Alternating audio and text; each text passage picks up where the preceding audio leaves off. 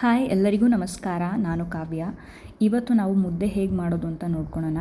ಅದು ಕೂಡ ಈಸಿ ಮೆಥಡಲ್ಲಿ, ಹಾಗೆ ಇಂಡಕ್ಷನ್ನ ಬಳಸಿ ಸ್ಟೀಲ್ ಪಾತ್ರೆನ ಬಳಸಿ ಹೇಗೆ ಮಾಡೋದು ಅಂತ ಹೇಳ್ತಾ ಇದ್ದೀನಿ.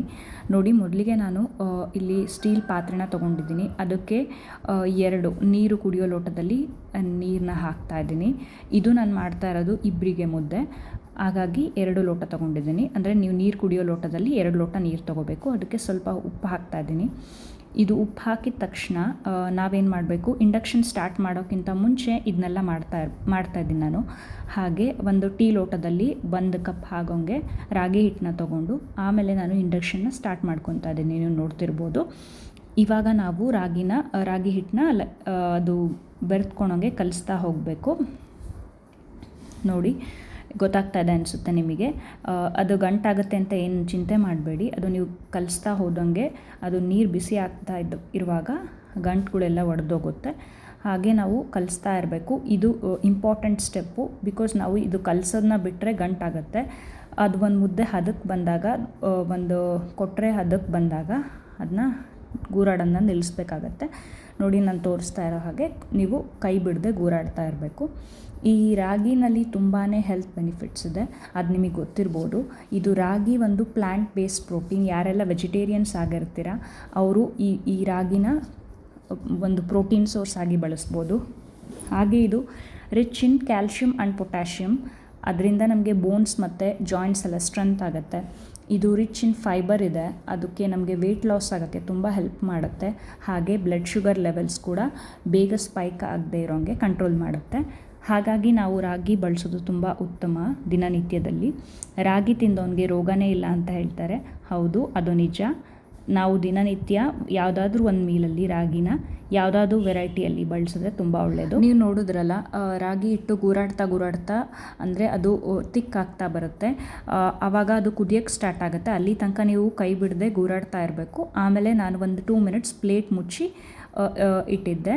ಆ ಪ್ಲೇಟ್ ಮುಚ್ಚಿ ನೀವು ಇಂಡಕ್ಷನ್ನ ಸ್ವಲ್ಪ ಡೌನ್ ಮಾಡಬೇಕು. ಅಂದರೆ 1000ಇಂದ 800 ಮಾಡಿ ನೀವು ಒಂದು ಪ್ಲೇಟ್ ಮುಚ್ಚಿ ಇಡಬೇಕು. ಇದಾದಮೇಲೆ ನಾನು ಒಂದು 2 ಮಿನಿಟ್ಸ್ ಕುದ್ದಾದಮೇಲೆ ಅದನ್ನ ಆಫ್ ಮಾಡ್ಕೊಂಬಿಟ್ಟು ಇಂಡಕ್ಷನ್ನ ನಮಗೆ ಎಷ್ಟು ಬೇಕೋ ಅಷ್ಟು ಹಿಟ್ಟು ಹಾಕಿ, ಅಂದರೆ ರಾಗಿ ಕನ್ಸಿಸ್ಟೆನ್ಸಿಗೆ ತಕ್ಕಂಗೆ ನಿಮಗೆ ರಾಗಿ ಮುದ್ದೆ ಯಾವ ಥರ ಬೇಕು, ಗಟ್ಟಿ ಬೇಕಾ ಅಂದರೆ ತೆಳ್ಳಗೆ ಬೇಕಾ ಅಷ್ಟು ನೋಡ್ಕೊಂಬಿಟ್ಟು ಹಿಟ್ಟು ಹಾಕಿ ಗೂರಾಡ್ತಾ ಹೋಗಬೇಕು.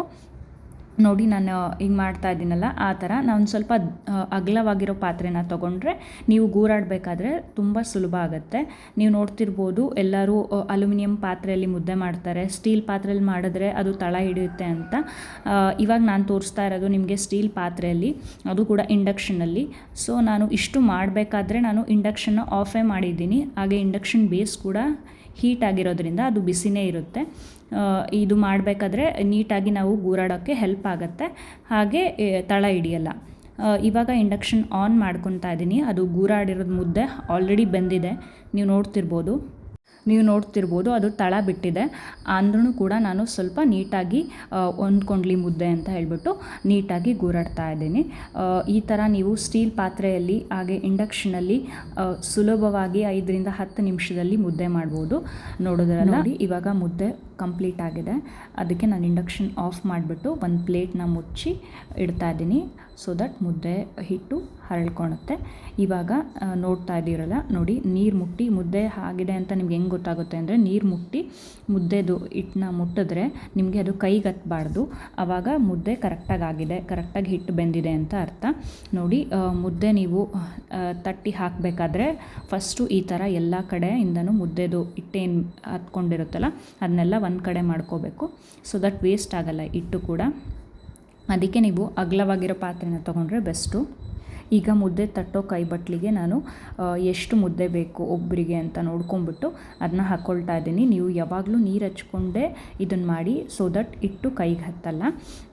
ಆ ಕೈಗೆ ಹತ್ತತ್ತಿಲ್ಲ ಅಂದ್ರೇ ಗೊತ್ತಾಗುತ್ತೆ ನಿಮಗೆ ಹಿಟ್ಟು ಚೆನ್ನಾಗಿ ಬೆಂದಿದೆ, ಮುದ್ದೆ ಚೆನ್ನಾಗಾಗಿದೆ ಅಂತ ಹೇಳ್ಬಿಟ್ಟು. ನೋಡಿ, ನೀವು ಯಾವಾಗಲೂ ತಟ್ಟಬೇಕಾದ್ರೆ ನೀರು ಹಚ್ಕೊಂಡು ತಟ್ಟಿ. ಹಾಗೆ ಈ ಕೈ ಬಟ್ಟಲನ್ನ ತಟ್ಟೋದು ಅಂತ ಹೇಳ್ತಾರೆ ನಮ್ಮ ಕಡೆ. ಅದನ್ನು ನೀವು ಮರದಲ್ಲಿ ತೊಗೊಂಡ್ರೆ ತುಂಬ ಉತ್ತಮವಾಗಿ ಚೆನ್ನಾಗಿ ಬರುತ್ತೆ.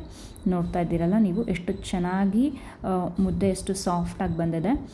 ನೋಡ್ತಾ ಇದ್ದರೆ ಬಾಯಲ್ಲಿ ನೀರು ಬರುತ್ತೆ. ಹೌದು, ಹಾಗೆ ನಾನಿವತ್ತು ಮುದ್ದೆ ಮತ್ತು ಹೆಸರು ಕಾಳು ಸಾರು ಮಾಡಿದ್ದೆ.